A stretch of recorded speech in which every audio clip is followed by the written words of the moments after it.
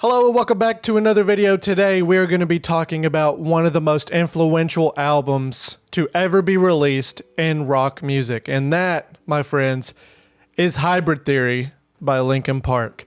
This album is one of the most important albums to ever be released in the history of rock music. I don't care what you say. Almost every single one of the bands we listen to now in 2024 was inspired by Linkin Park's Hybrid Theory and Meteora.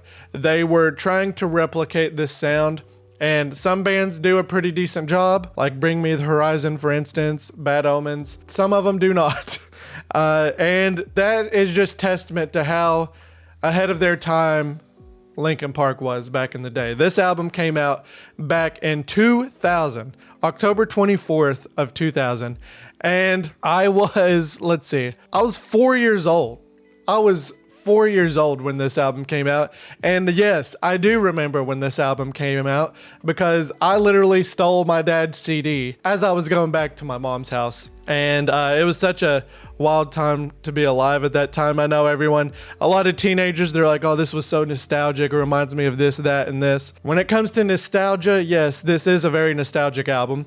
But when I think of nostalgia, I'm thinking of like playing indoor soccer at the YMCA and playing with Bionicles and stupid kid shit like that. But for someone at 4 years old, this was my top album. My dad popping this CD in and me just being blown away. I was like, what is this? And I never stopped listening ever since. So I wanted to talk about the different track listing and give you all my thoughts on this album because it is an absolutely incredible album.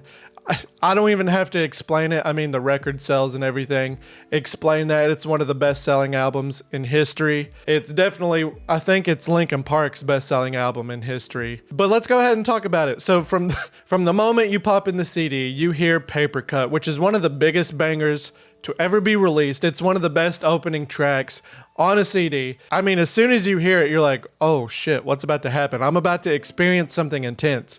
And you do. From the moment you hear that beat step in, from the samples that kick in, to the loud guitars, and then Mike's amazing rap verse. This is probably one of Mike's best verses in all of Linkin Park's songs, and they have a shit ton.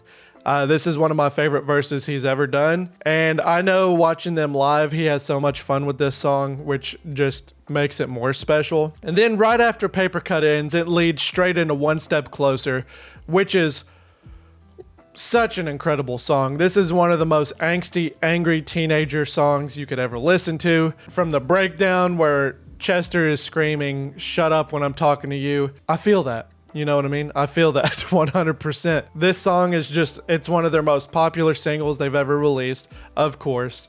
And it's a very important song. I remember once they released that, I remember Mike saying this was one of the first singles they dropped. And people loved it.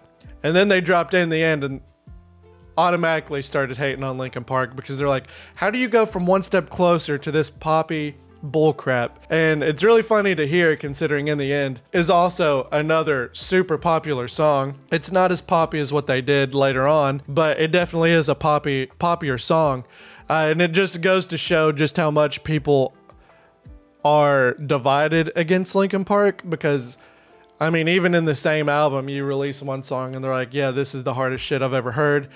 And then going straight into In the End, which is I think the highest streamed song they have, people already complaining. They're like, oh, this band sold out already. It's like, no one can ever get happy. But after One Step Closer, you go into With You, another incredible verse by Mike. The chorus is absolutely incredible.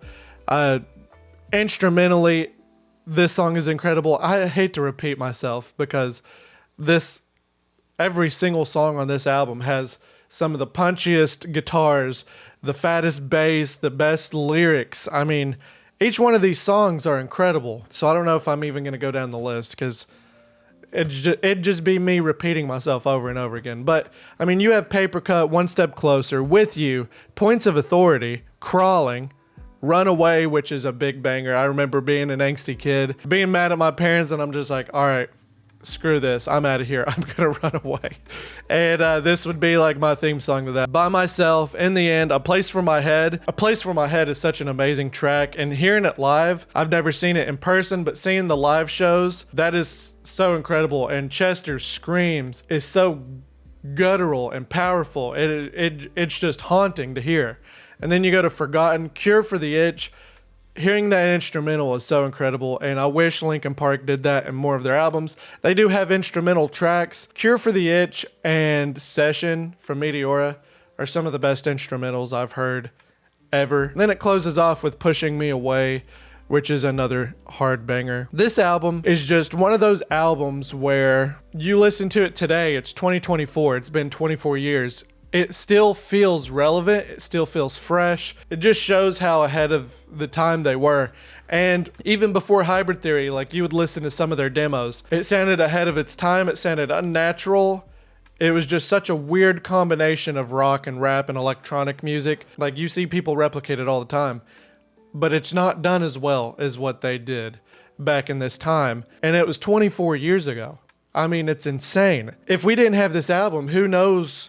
We might have still had Linkin Park, and maybe we would have had an album like this, but this album came out at just the right time, that it spawned a massive, massive fan base. It spawned so much success. They skyrocketed. I remember them going straight to playing shows with like Metallica after this, which is just Metallica. I mean, you hear Metallica, that's one of the best, one of the most successful rock bands of our time, and Linkin Park comes out with Hybrid Theory, and they're just like, oh yeah, you're going to start playing shows with Metallica. You're going to be up there close to the headliner. You're not even going to be opening, which I'm sure they did open for successful bands too, but like they just skyrocketed to success.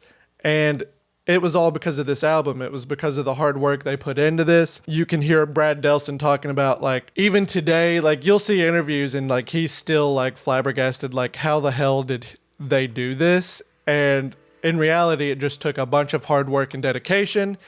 He said this was one of the most, I remember during a documentary of Meteora, he said Hybrid Theory was 10 times harder to record and work on than Meteora. And that was because it was a new thing. It was very stressful. I just wanted to talk about Hybrid Theory today. Hybrid Theory is a very important album. I definitely want to talk about all the Linkin Park albums. Maybe the next video will have a little bit more structure. This was just... What's up, guys? This is Kirby from the future. I forgot to grade this album because I was too busy gushing over it. This is an easy A+, S tier of an album. It's one of the best albums ever created. Obviously, you saw the rest of the video. This album is absolutely incredible. Just wanted to leave that because I realized I forgot to actually grade the album. So, there you go. A+.